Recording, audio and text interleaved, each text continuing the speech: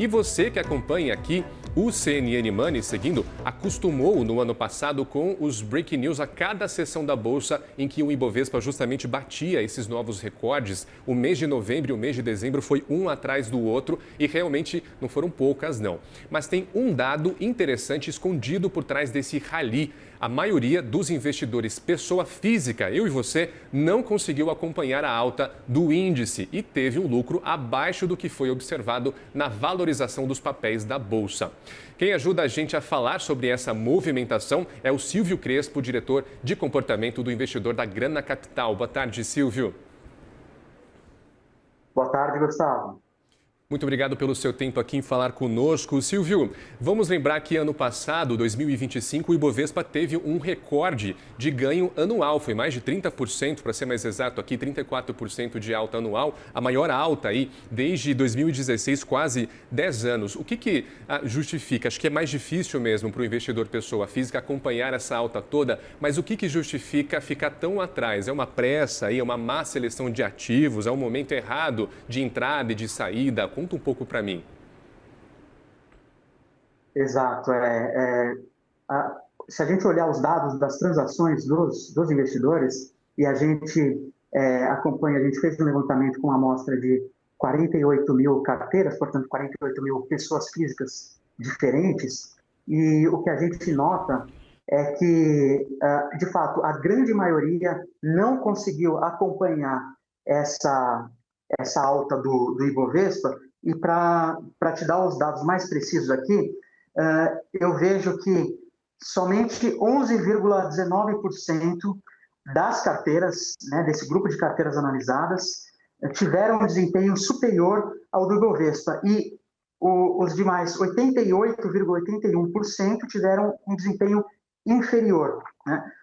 Agora, a gente tem que lembrar que, de fato, o Ibovespa teve um resultado bastante excepcional, né? Então, mesmo entre as pessoas que não conseguiram acompanhar o Ibovespa em rentabilidade, elas também não tiveram uma rentabilidade ruim. Na verdade, a média de rentabilidade ficou em 22,26% em 2025. E se a gente pegar a mediana, ela ficou em 20,67%. Então, a gente pode entender que metade dos investidores teve uma rentabilidade inferior a 20% e outra metade teve uma rentabilidade superior a 20%.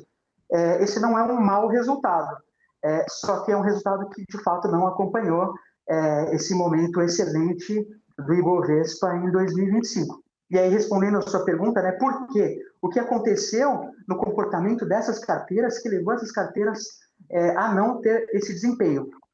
Bom, em primeiro lugar, tem um ponto, tem a escolha de ativos, evidentemente, mas tem também a questão das transações, né, da frequência de negociações desses ativos. Então, a gente a gente acompanha esses dados já faz um tempo, anteriormente, desde 2024, e a gente vê que de lá para cá também, no segundo semestre de 2024, no primeiro semestre de 2025, a gente já constatava que entre os investidores que tinham os melhores resultados, uma diferença muito importante deles é que eles faziam menos operações do que aquele grupo de investidores que tinham os resultados abaixo do Ibovespa.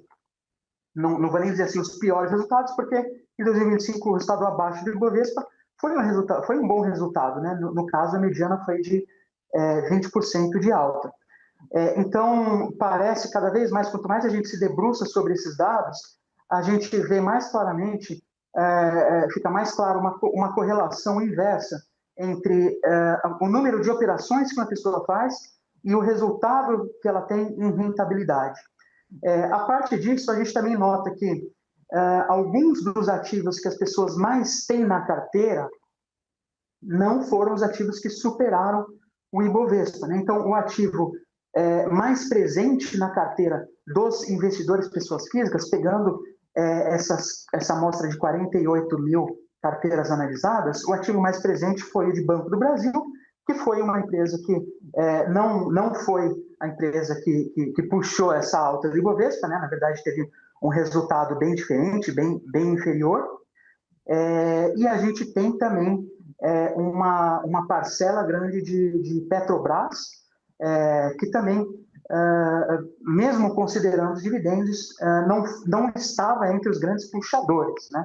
Mas o que a gente nota é que, principalmente, além dos ativos, tem a questão da frequência de negociação. E a gente acredita que isso está ligado ao fato de que a pessoa física, ainda hoje, ela tem ainda uma dificuldade muito grande na escolha de ativos, então ela se torna muito suscetível às notícias do momento, falando tal ativo subiu tanto por cento, tal outro subiu Y%, e aí a pessoa olha para os ativos dela e fala, poxa, por que os meus ativos não estão subindo isso? Então ela vai lá e começa a comprar os ativos que estão subindo mais.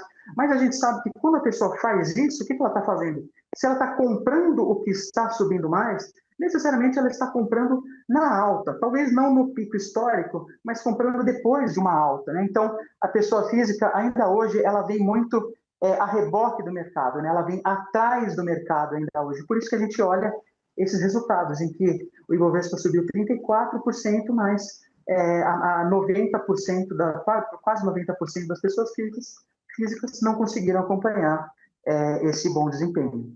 Silvio, ainda falando sobre os motivos, você comentou aqui, já adiantou que eu ia perguntar que é bastante importante que o mercado não precisa de notícias concretas, basta um boato, e aí eu vou trazer de novo o que aconteceu com o Flávio Day, né, que quando era um boato ainda de que o ex-presidente Jair Bolsonaro ia indicar Flávio como candidato à presidência da República, a Bolsa despencou, a Bolsa ficou em queda livre, só mais para o final do dia é que essa notícia foi de fato confirmada, mas até aí o mercado já tinha caído. Então você enxerga que alguns picos do ano, e eu quero que você talvez me traga alguns exemplos, que esses picos de notícias foi um grande vilão, no fim das contas, para esse giro excessivo de carteiras. Você acha que a boa parcela, então, desses investidores pessoa física são investidores muito mais conservadores e que eles precisam aprender um pouco mais a caminhar para não tremer tanto na base quando esse tipo de rumor tão grave acontece para o mercado, na visão do mercado? Sim, com certeza eles precisam conhecer mais, mas eu não diria que necessariamente é um investidor mais conservador. Ele pode, na verdade, como a gente está falando aqui de bolsa, né? Então, por natureza, ele já não é tão conservador assim, mas mesmo se a gente considerar entre os que estão na bolsa, a gente poderia dizer, então as pessoas físicas que estão na bolsa são um pouco mais conservadoras do que os investidores da bolsa como um todo, né? Se a gente considerar também os investidores institucionais. Mas a gente ainda não tem dados que permitam a gente afirmar isso.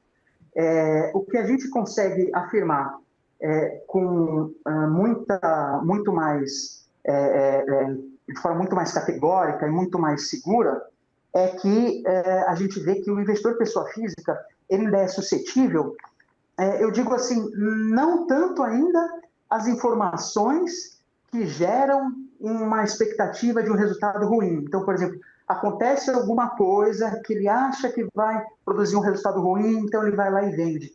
Não, eu acho que quando a gente olha o comportamento desse investidor pessoa física, eu acho que ele está um passo atrás disso. Ele a notícia que realmente interfere nesse comportamento é a notícia de tal ativo subiu ou tal ativo caiu. Então ele vê ali, as ações de tal empresa caíram, então eu vou vender as ações dessa empresa. Mas quando ele faz isso, ele está vendendo depois que outros já venderam. E ele também fica suscetível à ideia de, quando uma determinada ação está subindo, então agora eu preciso comprar as ações dessa empresa para poder pegar essa alta. Só que se ele comprou porque está subindo, então naturalmente ele comprou depois de outras pessoas que já compraram e fizeram subir. Então ele está sempre atrasado. E o fato de ele estar sempre atrasado, isso faz com que ele acabe não só perdendo oportunidades, como também, às vezes, vendendo na baixa um ativo que depois iria se recuperar. Então, o que a gente nota é que o que falta realmente é o conhecimento, é aquela segurança de que você fez um bom investimento, você confia naquele investimento, independente das oscilações de curto prazo. Se ele tivesse mais esse tipo de consciência, né, se o investidor pessoa física tivesse um pouco mais esse tipo de consciência, ele ia ficar menos suscetível Por exemplo, quando vir que uma determinada ação subiu mais do que a carteira dele, ele vai ficar menos suscetível a rapidamente vender o que ele tem e comprar a outra. Na verdade, a gente tem esse acesso a grande número de informações. Eu digo, qualquer pessoa, né, qualquer pessoa física, a gente tem um grande acesso a inúmeras informações sobre vários aspectos da nossa vida. Então, a gente nota que é normal que as pessoas sintam que elas estão sempre um pouco atrás do que poderiam, porque quando a gente acha que a gente está bem na nossa vida, a gente vê nas redes sociais alguém que está melhor do que a gente, e a gente começa a ficar insatisfeito e querer mudar, né, para aquele que aparentemente está melhor. E é claro que essa sensação, que afeta todos os aspectos da nossa vida, afeta também os nossos investimentos. Então, se eu vejo que a minha carteira, se eu estou feliz ali com o meu investimento conservador, que está rendendo ali 13, 14, às vezes até 15% ao ano no bruto, de repente eu vejo que a bolsa está rendendo 30%, eu falo, eu estou fazendo algo errado, deixa eu tirar de onde está para colocar na bolsa. Mas se eu estou fazendo isso, eu estou colocando depois que outras pessoas quiserem, né? Então, está faltando um conhecimento um pouquinho maior que dê a segurança para a pessoa, para que ela não fique tão suscetível a comprar e vender simplesmente porque o ativo dela caiu ou porque o ativo que ela não tem subiu. Silvio Crespo, diretor no Grana Capital, nos deu uma boa perspectiva do que aconteceu nesse último ano de 2025, que os investidores pessoas físicas ficaram mais atrás do Ibovespa. Silvio, quero voltar a falar com você um pouquinho mais para o meio do ano, para a gente entender se esse comportamento da pessoa física está acompanhando aí o Ibovespa ou não, continua ficando para trás. Muito obrigado pelo seu tempo aqui em falar com a gente. Uma boa tarde para você. Obrigado, Gustavo. Boa tarde a você e a todos os ouvintes e telespectadores. Obrigado.